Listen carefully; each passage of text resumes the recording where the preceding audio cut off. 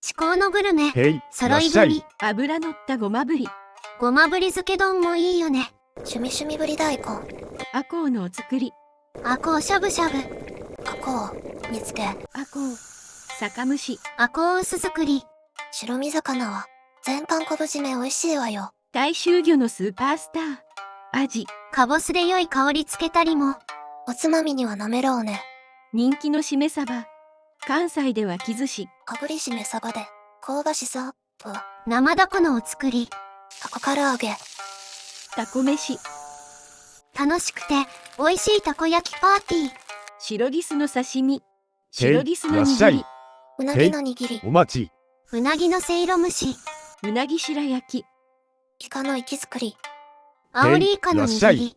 アオリイカで一夜干し作ったら最強なのよ。キス。イカ。サバ。白身魚は全般。天ぷらももちろん美味しいわね。ひたすら料理紹介でした。コメント欄で宴を。